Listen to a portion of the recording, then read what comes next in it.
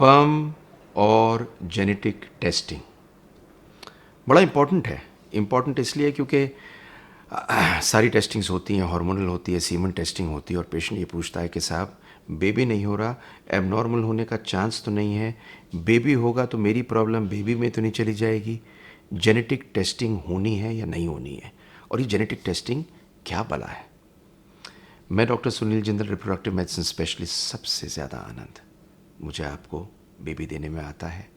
आज ये वीडियो इसलिए बना रहा हूँ जिससे आप समझ लें कि जेनेटिक टेस्टिंग कब, क्यों, कैसे चाहिए, ज़रूरी है भी या नहीं, और ज़रूरी अगर है तो इसका रोल क्या है, आप खुद क्या कर सकते हैं अगर जेनेटिक टेस्टिंग ठीक ना निकले तो। इस वीडियो को लाइक, सब्सक्राइब, नोटिफाई ज़रूर कर दीजिए अगर आप नए हैं तो।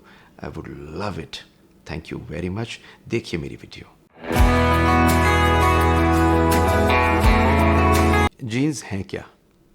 हमारे स्पर्म के अंदर पापा के 50% जीन्स कैरी होते हैं, जो जाके मम्मी के 50% जीन्स में मिलते हैं, और मिलने के बाद में ये 100% बन के एक बेबी बनाते हैं। तो बेसिकली एक मिलन है जेनेटिक मटेरियल का। ये जेनेटिक मटेरियल जब आपस में मिलता है, अगर इस जेनेटिक मटेरियल में कोई परेशानी हो तो बेबी पैदा करना मुश्किल हो सकता है, बेबी एबनॉर्मल हो सकता है, बेबी का अबॉर्शन हो सकता है, और बार बार मिसकैरेज हो सकता है।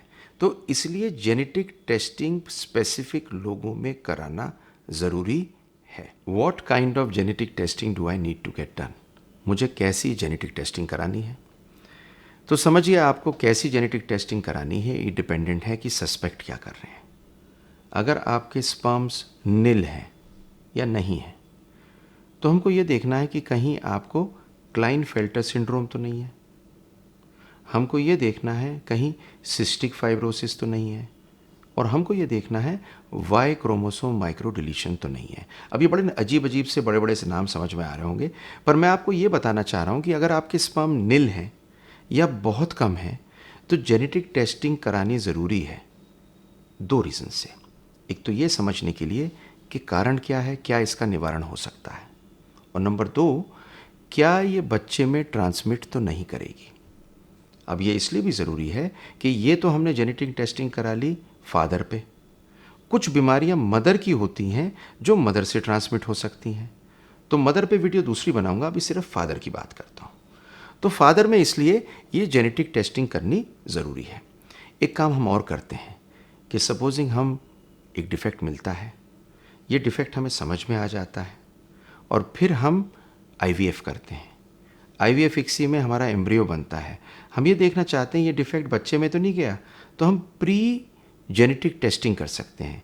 प्री इम्प्लांटिंग जेनेटिक टेस्टिंग का मतलब ये है कि हम उस बच्चे में से जो लैब में है एक सेल लेके ये टेस्ट कर सकते हैं कि क्या ये बीमारी इस बच्चे में तो नहीं है, और अगर है तो उसे ट्रांसफ़र ना करें, और अगर नहीं है तो उसे ट्रांसफ़र कर दें जिससे हेल्दी बच्चा हो सके। प्री इम्प्लांटेशन जेनेटिक टेस्टिंग पे भी मैं एक वीडियो बनाऊंगा। तो ये मैंने आपको बताया, इसलिए कौन से टेस्ट हमें करने हैं ये डिपेंडेंट है कि आपकी परेशानी है क्या। तो सबसे पहले आपको बताता हूँ, एक चीज़ होती है जिसे बोलते हैं क्लाइनफेल्टर सिंड्रोम। तो बहुत सारे आदमी होते हैं, उनके जेनेटिक में एक एक्स्ट्रा कॉपी एक्स क्रोमोसोम की होती है। तो नॉर्मली आदमी क्या होता है, XY, पर क्लाइनफेल्टर में क्या क्या होता है, XXY। तो ये आदमी जैसे लगते हैं, लंबे भी होते हैं। बहुत से पेशेंट्स मेरे पास आते हैं, इनकी सेक्स की ड्राइव या करने की क्षमता कम होती है, बॉडी हेयर कम होते हैं, मसल मैस कम होता है, बाल कुछ कम होते हैं, और इनको अगर हम टेस्ट कराएं तो इनका टेस्टोस्टेरोन लो होता है और टेस्टिस छोटी होती हैं। इनमें टेस्ट कराने पे अगर क्लाइनफेल्टर सिंड्रोम मिलता है तो इनका स्पर्म मिलने का चांस होता है, और माइक्रोटीसे से इनका स्पर्म लेके इन्हीं का बेबी इनको दिया जा सकता है। पर हमें कॉज ढूंढना ज़रूरी होता है जो जेनेटिक टेस्टिंग से मालूम चलता है। दूसरी प्रॉब्लम आती है जिसे बोलते हैं कैल्मन सिंड्रोम। कैल्मन सिंड्रोम होती है आदमी के स्पर्म नहीं है, और जो स्मेल करता है ना, वो स्मेल ठीक नहीं आ रही। इन लोगों का टेस्ट कराने पे हमें ये मिलता है कि इन्हें कैल्मन सिंड्रोम है, और इस कैल्मन सिंड्रोम के अंदर दवा देने से स्पर्म आ सकते हैं। और यूज़ किए जा सकते हैं। अगली चीज़ होती है कि एक बीमारी होती है सिस्टिक फाइब्रोसिस। सिस्टिक फाइब्रोसिस एक बड़ी इंपॉर्टेंट बीमारी, हमारे देश में कम है, विदेश में बहुत ज़्यादा है। इसके अंदर जो वास होती है, जो नली होती है जो स्पर्म को ले जाती है, वो नहीं बनी होती। पर सिस्टिक फाइब्रोसिस को टेस्ट करना ज़रूरी क्यों है?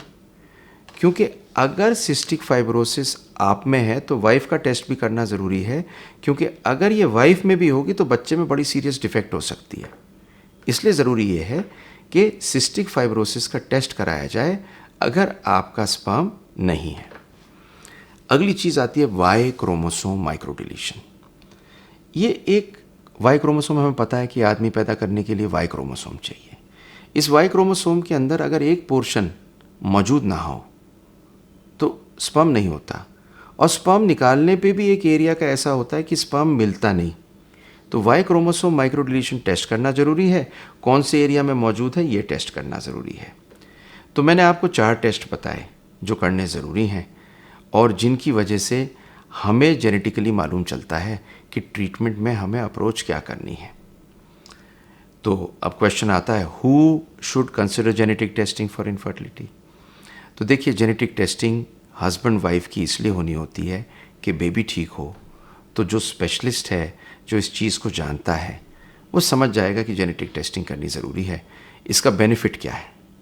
पहला इसका बेनिफिट ये है कि हमें मालूम चल जाता है कि हम अगर अपने ही बेबी पैदा करना चाहें तो बच्चे में डिफेक्ट अगर होने का चांस है तो हम अपने स्पर्म को ना इस्तेमाल करके डोनर ले लें हेल्दी।